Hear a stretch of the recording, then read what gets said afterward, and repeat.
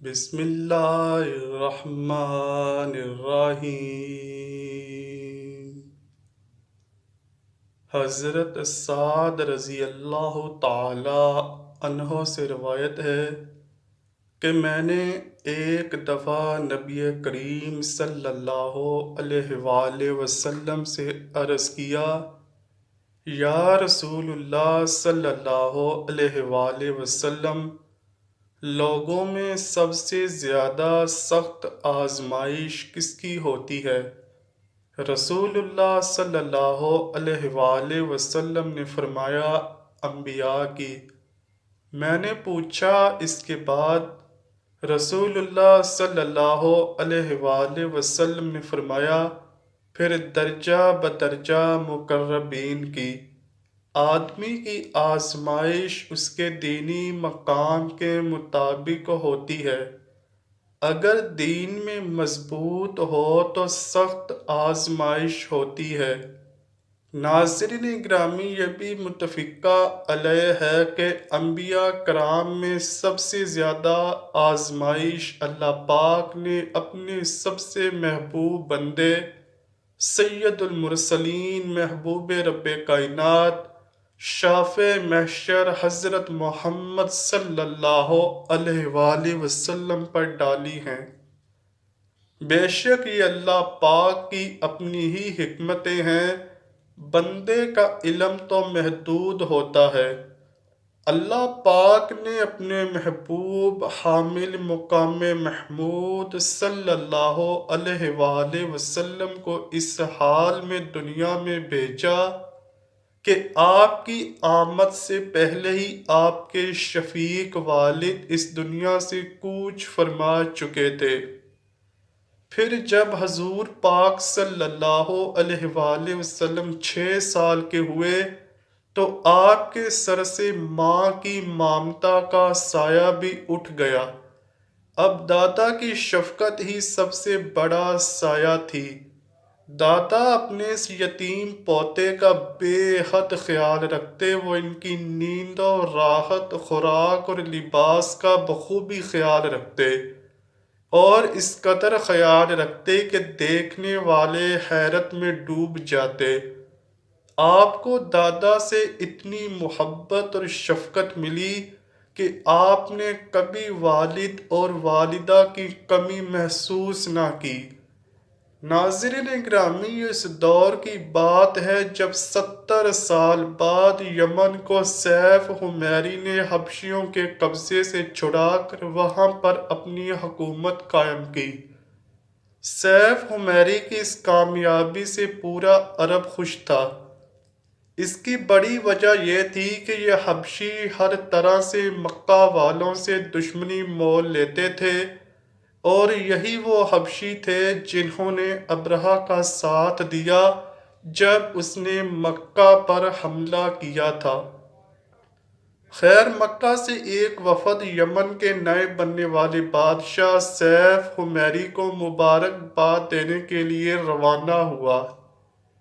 اس لشکر کی قیادت نبی کریم صلی اللہ علیہ وآلہ وسلم کے دادا جان حضرت عبد المطلب کر رہے تھے۔ جب یہ وفد یمن پہنچا اور بادشاہ کو اس وفد کی آمد کے متعلق بتایا گیا تو بادشاہ نے کہا وہ کل اس وفد سے ملاقات کرے گا۔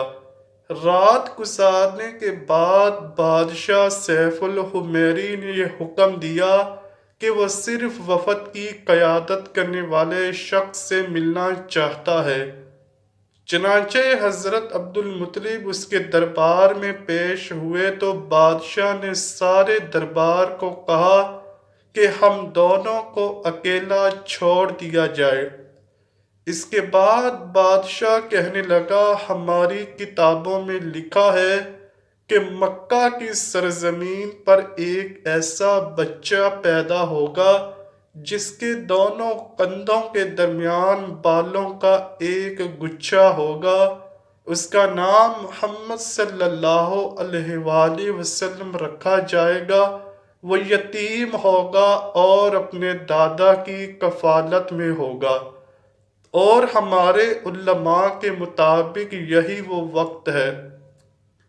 کیا آپ نے ایسا بچہ دیکھا ہے؟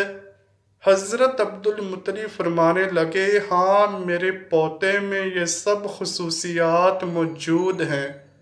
بادشاہ کہنے لگا، بے شک میں یہ سب جانتا ہوں، کیونکہ میرے جاسوس مکہ میں موجود ہیں۔ میں یہ بھی جانتا ہوں کہ وہ بچہ کوئی عام نہیں ہے، اور آپ بھی یہ جانتے ہیں۔ بادشاہ مزید کہنے لگا، اگر مجھے یہ ڈر نہ ہو کہ اس بچے کے سبھی دشمن ہو جائیں گے تو میں ابھی سے آپ کی اور اس بچے کی عظمت کا اعلان کر دیتا۔ اس کے بعد بادشاہ نے سارے وفد سے ملاقات کی، سب کو بہت عزت دی اور ڈھیر سارے انعامات، ہیرے جواہرات اور 1000 اونٹ دے کر ان کو روانہ کیا، اور ساتھ میں بتا دیا کہ یہ سب تمہارے سردار عبد المطلب کی خوش اخلاقی کی وجہ سے ہے۔ بس یہ قافلہ جب مکہ پہنچا تو ہر طرف دھوم مچ گئی۔ سبھی کہنے پر مجبور ہوئے کہ حضرت عبد المطلب کو بادشاہ نے بہت عزت دی ہے اور انہیں اپنی سرحد تا خود چھوڑ کر گیا ہے۔ اس واقعے کے بعد سے حضرت عبد المطلب کا مکہ میں رعب و دبدبہ پہلے سے زیادہ ہو گیا۔ بے شک اس واقعے سے پہلے بھی خاندان نبوی مکہ میں بہت عزت والا تھا، لیکن اس واقعے کے بعد مکہ کے لوگ حضرت عبد المطلب کے رعب تلے دب گئے۔ حضرت عبد المطلب کی زندگی بھر کا معمول تھا کہ سونے کے وقت میں کوئی ان کی خوابگاہ کے اندر نہیں آ سکتا تھا، نہ ہی کوئی ان کے بستر پر بیٹھنے کی جرأت رکھتا۔ اب ننھا محمد صلی اللہ علیہ وآلہ وسلم نہ صرف ان کی خوابگاہ کے اندر جا سکتے تھے، بلکہ اپنے اس پوتے کے بغیر وہ خوابگاہ سردار قریش کو گوارا ہی نہ تھی۔ وہ اپنے سارے معمولات کو ترک کر کے حضور صلی اللہ علیہ وآلہ وسلم کو اپنے ساتھ سلاتے اور ان کی ہر خواہش پوری کیا کرتے۔ رسول اللہ صلی اللہ علیہ وآلہ وسلم کے بچپن میں بعض حیران کن واقعات پیش ہوئے ہیں۔ ان میں سے ایک واقعہ سیرت نگاروں نے لکھا ہے۔ اس کے مطابق بنو مدلج کے لوگ کھوج لگانے میں ماہر تھے۔ جس شخص کا پاؤں ایک بار بھی دیکھا ہو، وہ زمین پر اس کے نقوش پا کر فوراً پہچان لیتے کہ یہ اسی کے نقوش ہیں۔ ایک مرتبہ یہ لوگ مکہ میں آئے تو انہوں نے عبد المطلب سے ملاقات کے دوران کہا، اپنے اس بچے کی بہت حفاظت کرنا، کیونکہ یہ بچہ عام نہیں۔ اس کے قدم سے زیادہ مقام ابراہیم پہ لگے قدم سے مشابہ کسی شخص کا قدم ہم نے کبھی نہیں دیکھا۔ ناظرین گرامی، رسول اکرم صلی اللہ علیہ وآلہ وسلم کی عمر مبارک 8 سال ہوئی تو اللہ پاک کی طرف سے ایک اور آزمائش آ گئی۔ وہ تھی آپ کے دادا جان کا آخری وقت۔ تمام اہل و عیال حضرت عبد المطلب کے گرد جمع ہیں۔ عربوں کی یہ روایت تھی کہ جب بھی کوئی بزرگ موت کے قریب ہوتا تو وہ اس کی شان میں اشعار پڑھتے تھے، اسی لیے سب اپنے اپنے اشعار پیش کر رہے تھے۔ حضرت عبد المطلب کی آنکھیں نکاہت کی وجہ سے بند ہو رہی تھیں۔ تمام اہل و عیال کو حضور پاک صلی اللہ علیہ وآلہ وسلم کے ساتھ حسن سلوک کی وصیت فرمائی۔ خصوصی طور پر حضرت ابو طالب کے ہاتھ میں حضور نبی کریم صلی اللہ علیہ وآلہ وسلم کا ہاتھ دے کر فرمایا، اے میرے بیٹے سن لے اور یہ ذہن نشین کر لو، یہ کوئی عام نہیں بلکہ اللہ کا خاص بندہ ہے جس کے قدم کے نشان ہمارے جد امجد ابراہیم علیہ السلام کے قدموں کی تصویر ہیں۔ اب میرا بیٹا تمہاری تحویل اور کفالت میں ہوگا، اس کا خیال رکھنا۔ سبھی خاندان سن رہا تھا اور غم سے نڈال تھا۔ حضور اکرم صلی اللہ علیہ وآلہ وسلم بھی اپنے چچاؤں اور پھپھیوں کی طرح آنسو بہا رہے تھے۔